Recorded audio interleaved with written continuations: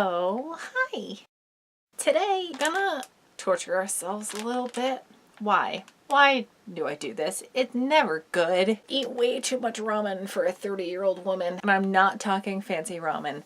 And by fancy ramen, I mean like legit ramen. I've had that exactly twice, I think. But I'm talking top ramen, which I eat 2 to 3 times a week now, which is the most of it I've ever eaten in my life. But sometimes you just like don't have it in you to make anything else. And you know, I have a pretty strict budget, so I get it. I didn't go to college, but I understand why that is like the college person diet, is you have like no energy or brain capacity to make something more involved. It comes together in like between boiling water and cook time, it's like 5 minutes maybe. It's like a nice hot meal that's super filling and shockingly only 390 calories for the entire thing.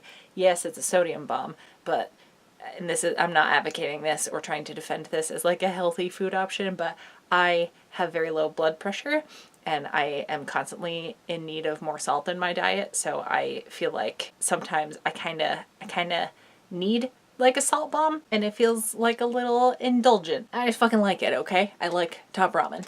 So, I can't imagine this is gonna taste any good. We're gonna see. If you don't know what Popin Cookins are, they're just cheap little kids' toys, basically, that are supposedly edible. It's probably all poisoned. Everything is just powder that turns into non-powdery things.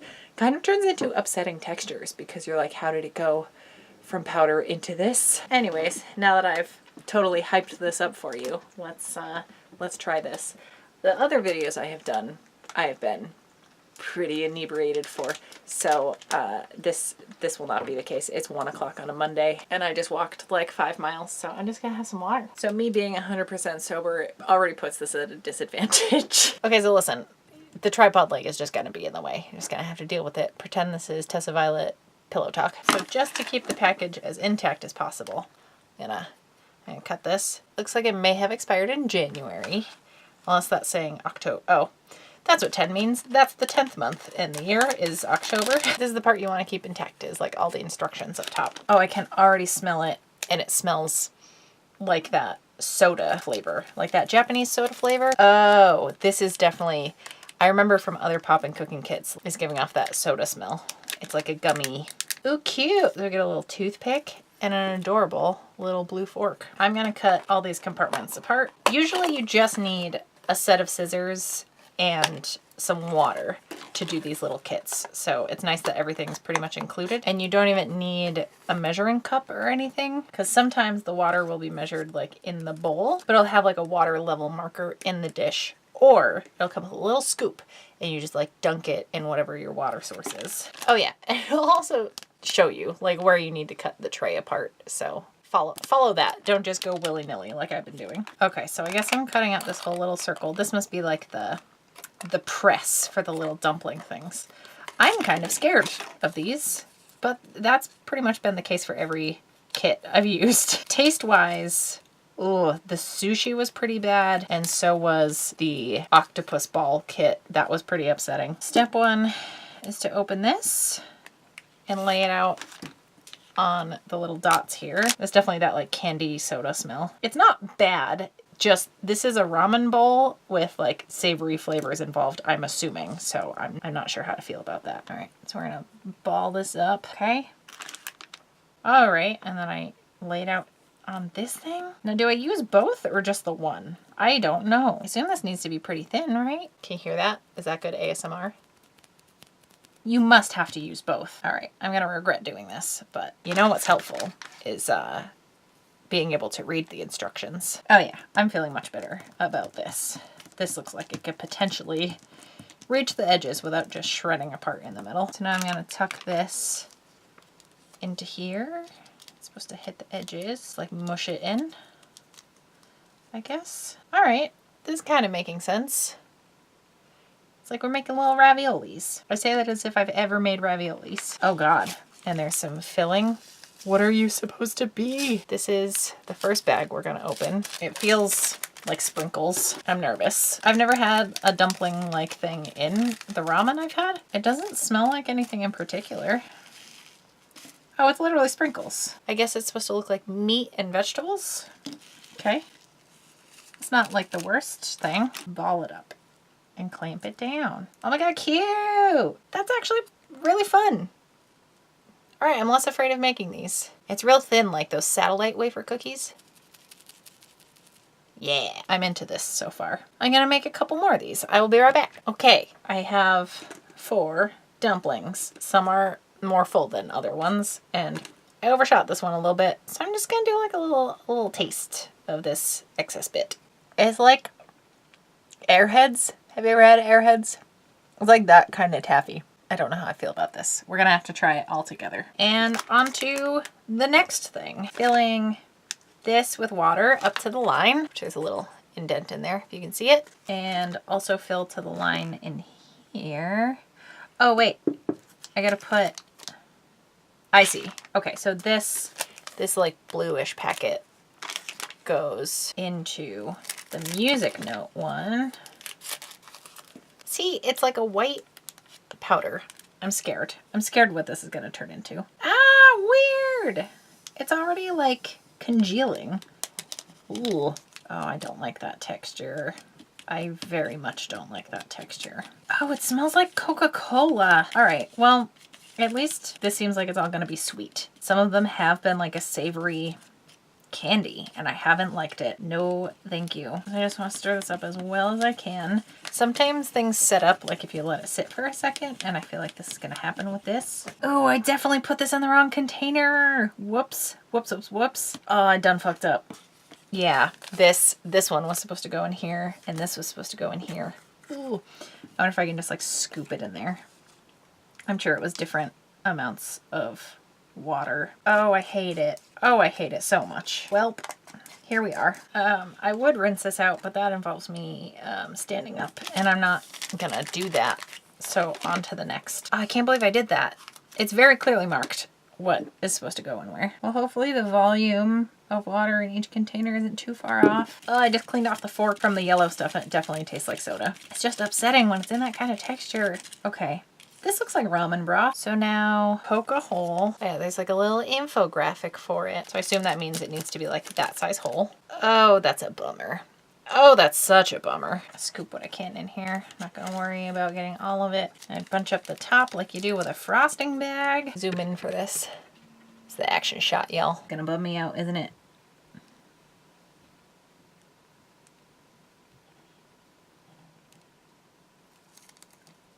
Weird. It's probably too dark for you to even see like what's happening in there. But it is, it's noodleifying. Wow, this is why I don't bake. Do you see that? Is my hand just like right in the way? I don't like how it's like projectile shooting out of here. But it's definitely holding its noodle shape. Why is it like this? That's fucking weird. Okay. Oh my god, you guys. Look at that shit. That's pretty cool. What else we got? Oh, I was supposed to save some of the taffy and put this in it to make the little ramen egg. I'm not gonna worry about it. Oh god, you're so close. Let's just go for it, huh? I'm scared. Taste test time. It just smells like Coke. I don't know. So it has the sauce. I'm gonna bite it.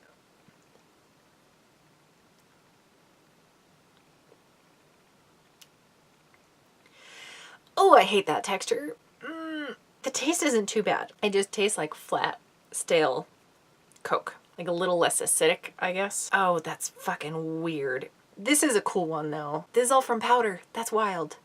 What are these made of? Oh, right, and our little dumplings. Okay, fucking cheers, I guess.